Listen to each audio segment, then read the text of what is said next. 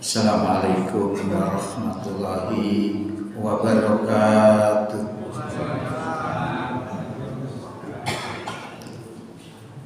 Alhamdulillah. Alhamdulillahirabbil alamin wa bihi nasta'in ala umuri dunya waddin. Wassalatu wassalamu ala asrofil anbiya'i wal mursalin wa ala alihi wa sahbihi wa sallim ajma'in, amma ba'du. Bapak Ibu jamaah Masjid Baitur Rahim rahimakumullah, syukur alhamdulillah di malam hari ini kita bisa hadir untuk sholat maghrib berjamaah yang dilanjutkan dengan kajian al-Islam dalam rangka menambah wawasan keislaman kita, sekaligus juga menambah mantapnya keimanan kita. Mudah-mudahan kehadiran kita di malam ini diterima sebagai amal di sisi Allah Subhanahu wa taala. Bapak Ibu yang kami hormati, di dalam sebuah penjelasan bahwa orang beriman itu menakjubkan, seperti lebah. Lebah itu tawon itu. Lebah itu makanannya baik-baik. Yang dimakan apa? Sarinya bunga. Jadi yang dimakan orang beriman itu baik. Kemudian yang dikeluarkan juga baik. Madu. Nah, madu ini bermanfaat untuk manusia. Tapi kalau diganggu, panjenengan semua dibentuk sama tawon gitu. Itu sifat-sifat orang beriman. Makanannya baik, yang dikeluarkan baik, tidak mau diganggu, tidak mau mengganggu, tidak mau diganggu. Diganggu dibentuk. Artinya apa? Lahir batinnya orang beriman itu baik. Nah, makanya ketika ada orang beriman itu kemudian ada yang tidak baik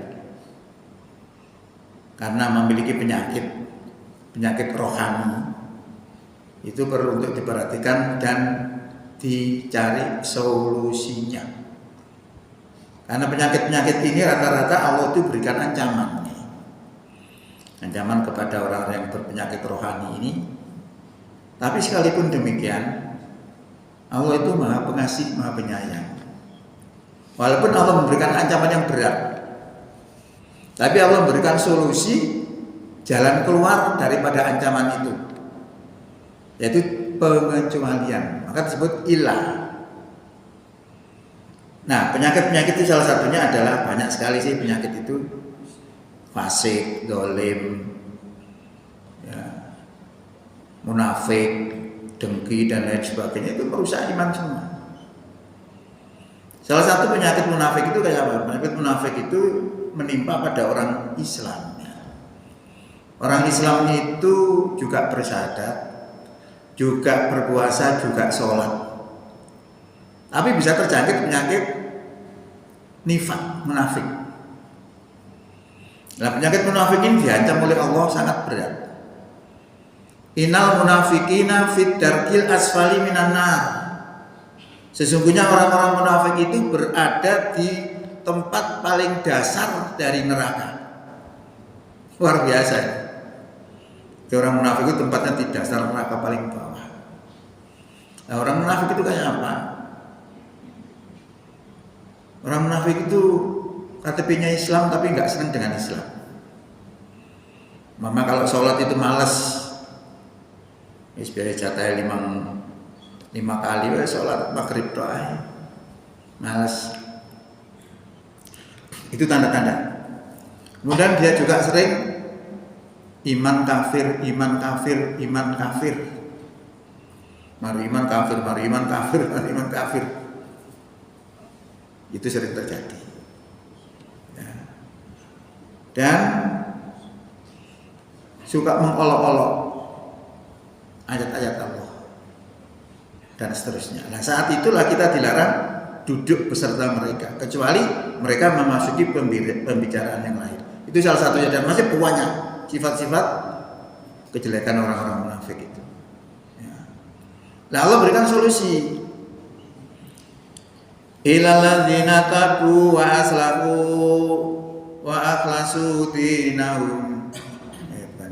Ilal ladzina tabu wa aslahu wa tasamu billah wa akhlasu dinahum lillah. Fa ulaika ma'al mu'minin. Fa sawfa ya'tillahul mu'minina ajran azima. Kecuali orang itu mau tobat. Ancaman tadi lalu diperlunak oleh Allah karena kasih sayangnya Allah, kecuali sing tobat. Tobat itu apa? Tobat itu adalah merasa menyesal dengan perbuatannya, terus tidak meneruskan. Maka di dalam Quran disebutkan begini. Orang-orang yang tobat itu tanda-tanya atau orang yang takwa ketika melakukan kesalahan itu adalah orang itu ingat kepada Allah, zakarullah, fastaghfaru li dzunubihim. Jadi setelah ingat kepada Allah lalu memohon ampun kepadanya. Itu ciri-ciri orang yang taubat. Lah dampak daripada ingat kepada Allah itu luar biasa ya. Nabi Yusuf itu pernah diajak main cinta dengan istri raja di dalam sebuah kamar dan dia punya kesempatan untuk itu. Karena hanya ada berdua, hanya orang dua itu aja yang berada dalam kamar. Tapi Yusuf menolak. Karena apa? Yusuf zikir.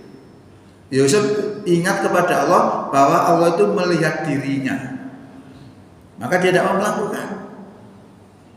Ya itu sudah lalu memohon ampun. Itu ciri-ciri daripada orang yang bertobat.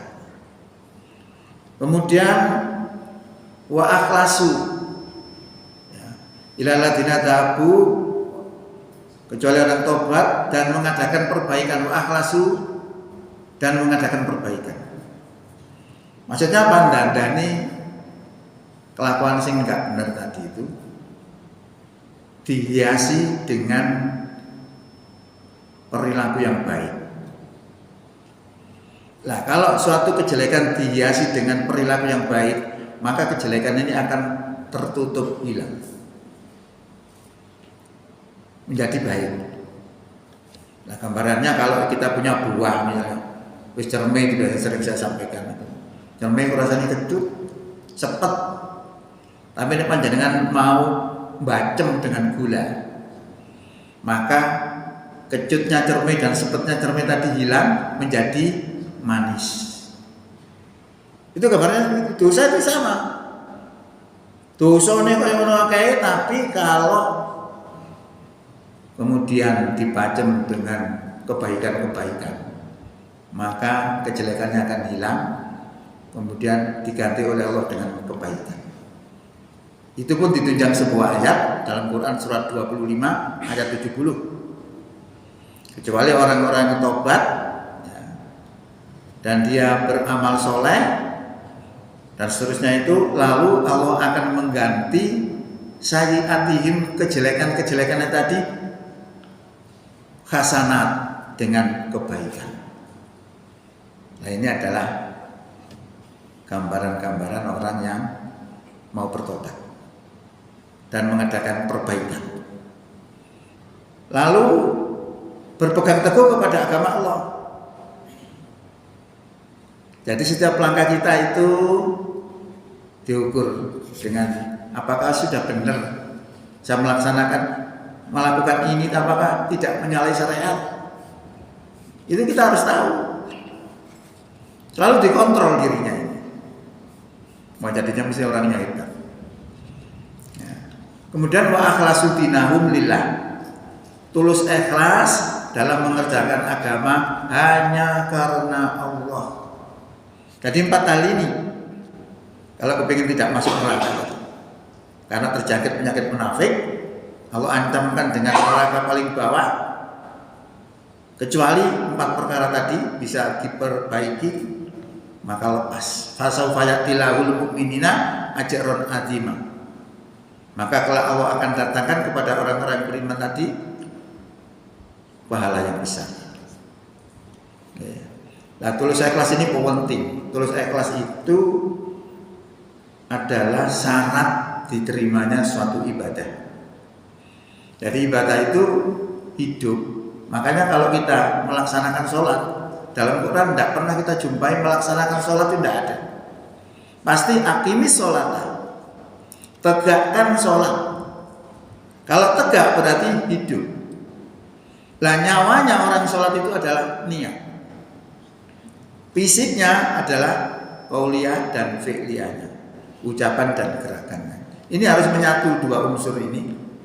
Kalau lepas salah satunya tidak bernilai ibadah, walaupun yang kita kerjakan sholat misalnya persis seperti apa yang dicontohkan oleh Rasulullah. Dimulai dengan takbir, diakhiri dengan salam, persis. Tapi karena niatnya bukan karena Allah, tidak diterima sebagai amal ibadah. Fawailul lil musallin, celakalah orang sholat. Dan yang terusnya itu menunjuraun, mereka bermaksud riya. Nah karena riyanya inilah maka tidak diterima sebagai amal ibadah. Maka ini penting. Maka Rasulullah pernah melihat seorang pelacur memberi minum anjing. Rasulullah mengatakan, ini loh masuk surga. Luar biasa. Ya. Pelacur hanya memberi minum anjing, dikatakan Rasulullah masuk surga. Padahal itu masuk surga itu kalau kita lihat di dalam Quran itu ya sudah angel. Orangnya mesti harus iman. Nah, iman dan beribadah lama. Nah ini kayak ngombe anjingnya mau suara enak. Nah hadis ini pernah dilihat oleh Soekarno, Presiden pertama Republik Indonesia, senang dengan hadis ini karena dia merasa banyak dosa. Tetapi logika akalnya tidak masuk. Karena dia ketika ditanya itu kan orang masuk surga itu kayak apa? Harus beribadah berpuluh-puluh tahun katanya. Nah ini kok hanya satu memberi minum anjing saja kok masuk surga itu kayak apa? Di mana rahasianya? Ya, lalu diterangkan oleh profesor karena dia bertanya kepada seorang profesor, lalu profesor itu menjelaskan dengan bahasa eksakta karena sama-sama eksaktanya. Tapi kita singkat aja, karena pelacur itu tadi dalam memberikan minum anjing tadi diniatkan karena Allah. Nah, niat karena Allah inilah dengan memberikan minum kepada anjing menjadilah amal ibadah yang diterima oleh Allah Subhanahu wa taala. Lalu dia mendapatkan pahala yang besar. Lah pahala yang besar ini lalu dihadapkan dengan dosa-dosa pelacur itu tadi. Maka dosa pelacur itu tadi hancur diterpedo oleh pahala yang besar dari ibadahnya itu. Maka menjadi nol. Ini rahasianya. Berarti saat itu pelacur itu sudah tidak berdosa. Itu rahasia ilmiahnya seperti itu. Nah, makanya 4 hal ini penting untuk kita perhatikan supaya kita selamat dari penyakit-penyakit rohani yang membahayakan kita tadi. Hadirin